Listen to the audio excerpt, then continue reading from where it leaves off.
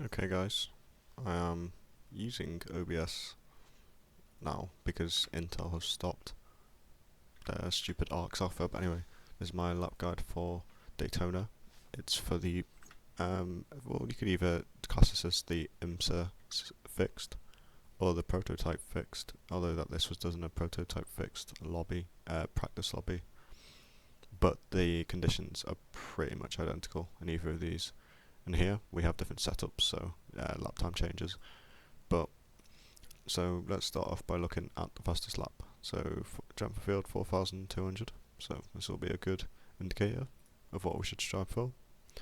Okay, the pole position lap was a 129.276, and race pace is 129.653. Let's look at IMSA because there'll probably be more skilled people on here. Actually, let's see. There we go, yeah, there we go, 128.706. So this lap that we came in for, let's look at lap 18, because lap 9 was invalidated, cut the bus stop chicane, is a 128.568. So I'm going to guide you through the whole track, and then I will do an uninterrupted whole lap, and then I will do a telemetry analysis, and I use Garage 61 as the software right here. So let's get into it. So that is definitely not how I should take this. I just sort of did that because I think on a lap before my lap wasn't validated, so I had a slow down penalty. So I was just trying to cut as much as possible, but do not do that. Just stick to the inside throughout the start finish straight, and then come out wide like I am here. Braking marker. It's after this white, the last white line here, and you can actually. Ooh, I can spot something new here. You can probably use this, to be honest, if it hits like your wind wiper or whatever. And basically for this corner, the trick is we use all of the track limit here. So let's go into chopper view so I can show you. Where's the chopper? Alright, I will do chopper view and then I'll do onboard.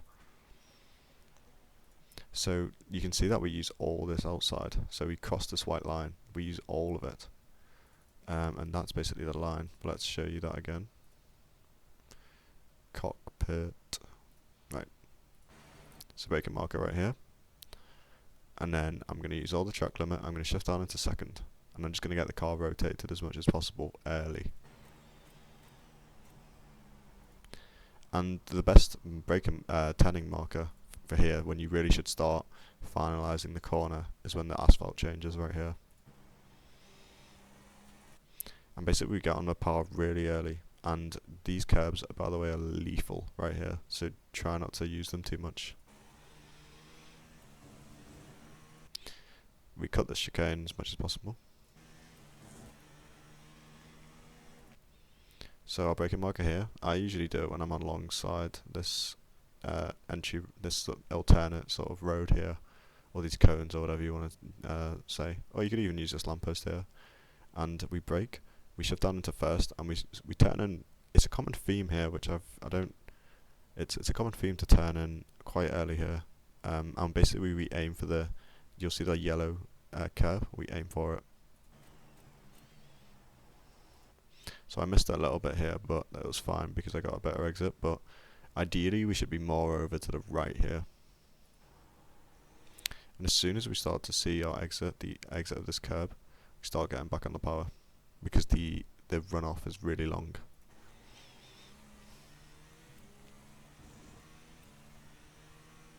Okay, we skip through here, we just cut flat out. Okay, so for this corner, you see this entry road here? We brake at the very end of it, and we shift down slowly into first gear, and we try and roll as much speed throughout the first sort of, because it tightens a lot towards the end, but I'll pause it when it gets to that point. So in first, I reckon I could shift down slower, so it'd be like 4, 3, 2, 1 instead of 4, 3, 2, 1. And so once we get the car slowed down reasonably, we start to turn in a bit more tight. So we aim for the middle of the road here. So originally I was coming out all the way wide here, but it's actually better if we just start rotating throughout the very early here. and we get on the power really early here. I can't really give you a marker because I don't really use markers to get on power. It's when I feel like the car's settled through the 4-speed vac, then I get on the power. So we do that. Track limiter, it's obviously outside this curb, but we don't really want to use it because these curbs really bounce you if you go outside of them. So just keep to this curb. Okay, braking marker. This is the most horrible corner of the track, in my opinion. Second to the bus stop, actually, so second most horrible. So we brake in the middle of this access road. I feel like that's a bit safer than braking all the way here, because I'm pretty sure on a Assetto Corsa when I used to drive the LMP3 a long time ago, it was right here, the braking marker. I still remember it. But if we brake a bit earlier and lighter here, we can afford to turn in a bit more, and we take this corner in second. So as you can see, we can cut quite a bit here. I can't really give you a track limit. I haven't gotten one yet, that's why here, but we can cut quite a bit. We take this in second, by the way. First is good for, it is good, but you have a risk of just smashing into traction control too much and also spinning. So just feel the conditions and then adjust accordingly. Track out all the way wide here, and we straighten up the wheel, so then we have less traction control intervention, and we just run it out nice and wide. Okay, just cut as much as possible. Okay, for the bus stop, sorry. So this corner is it's pretty challenging, and I will walk you if you stay for the telemetry, which I won't blame you if you don't. It's pretty boring. Even this is boring, but we do it in a okay. Let me just get closer to it. So we brake at this one board, and basically we brake light initially, and once we sort of got past this first curb here, we add just a little bit more pressure. I'm talking like it's a very minute amount, but it's noticeable. You should be able to feel, if you run like a load cell, you'll notice this through your foot. It's just a teeny bit more pressure. And when we run through telemetry, you'll sort of see the peak go like this. So let's say we're at 0% here, brake, it'll go up to a certain point. So let's say 50% right here. You will hold, and then it goes up again, and then goes down, sort of like that. That's the secret to the bus stop. So we shift down slowly into fourth, and we just cut as much as possible. So cut, and then cut again. That it should feel like a fluid motion. It shouldn't really feel forced. If you feel like you're forcing the car too much, you're probably doing it wrong. It's very difficult to nail the braking here.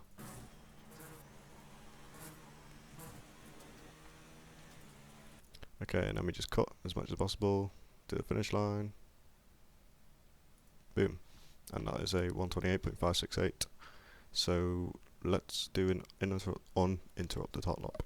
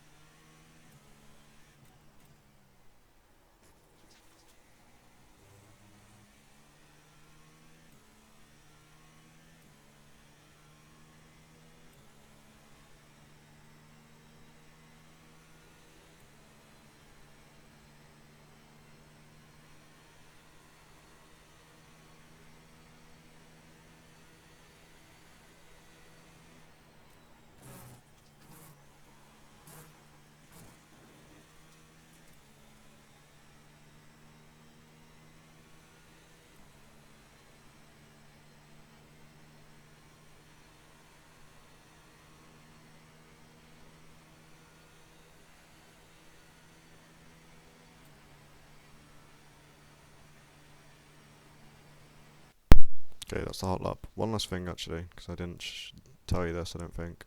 If you stayed this far, thank you very much. Thanks for bearing with me. Okay, so the track limit right here So as long as you have no tyres on this grass, you're fine. Track limit for this one, as long as you have at least a tyre on the tarmac, you're fine. Then for here, as long as you have, let me play it and then I'll be able to tell you. So we can cut quite a bit, but as long as one of our wheels is just here, we're fine. Okay, so let's go through telemetry now, the fun bit. It's not fun, it's very dull, but we do it because it's more useful than just looking visually at a track guide. Let's go. We'll create a new analysis. Okay, so for sector 1, we brake, we hold for 100%, and whilst we're winding lock, so we're going to look over here, whilst we're winding lock, we're releasing the pressure, and it's a very long trail brake right to the apex, and there's no coasting, as you can see. I overlapped just a little bit, but that's fine. A little bit of overlap is not too bad with these cars. I mean, it is bad for an endurance race because you're wasting energy there, electrical energy, because you're neither on the you're on the throttle on the brake, so it's just inefficient. But for a hot lap, it's not frowned upon unless it was really bad. So we can see that we shift down progressively, 5, 4, 3, and 2, and then we hold 2 to second gear. So our minimum speed was 145 kilometers an hour, and it's pretty early, as you can see. If we look towards my little dot here, it's around about here. So it's actually way before the apex of the corner. So yeah, we sort of prioritize a bit more of the exit speed here, because we have a bit of it's not straight, but it's usually got flat out kink, so it's pretty much is. So let's look at turn 2. So turn 2, we brake 100%, trail off, and once we sort of enter the corner, we hold that little that 10% braking phase, and then we slowly release until we get back on the throttle midway through the corner. Steering angle here, in case you're curious, was 73 degrees, and I think that's the maximum that we used in this session. That's why it's bottomed out. So 73 degrees was my maximum steering lock throughout the whole entire lap. Okay, so for this corner, we come in, we brake 100%. It's a high speed corner, so we can afford to brake that much. And our steering lock was 71 at maximum. Okay, but let's actually look at it. So in my opinion, I could shift down slower here, because then you'd carry a better speed throughout the braking zone. So you'd gain time. But we hit our minimum speed at 96 kilometers an hour, and it's right here on the apex pretty much. And then we get back on the throttle, and we can see a bit of a stutter here. I think that's mainly due to the traction control kicking in, so be wary of that.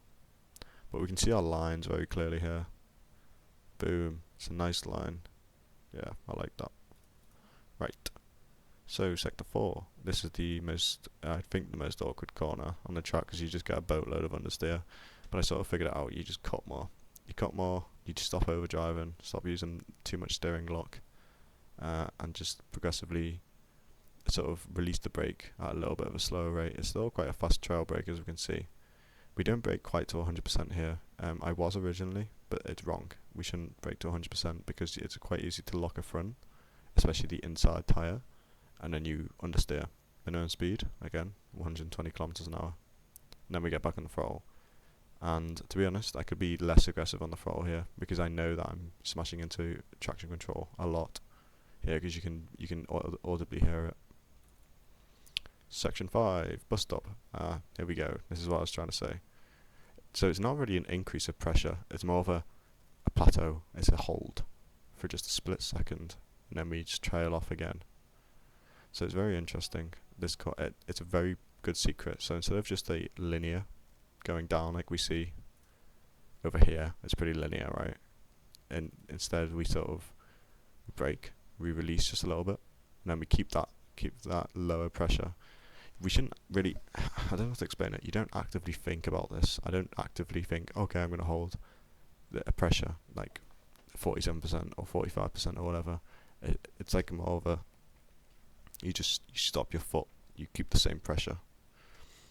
So it's a very strange phenomenon, but you need to master this corner. Just get your line right, get used to the trail braking, the timing of it, and then we can start to incorporate this. And this will genuinely gain you like a tenth. I gain 0.15 seconds just by doing this little trick here, because we can afford to brake like a bit later, a bit lighter, which makes us carry more speed throughout the braking zone, and then we slow down more at the apex because we're not releasing the brake more, if that makes sense.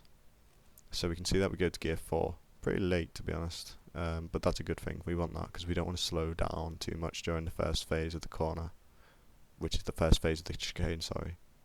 So we can see how that plays out.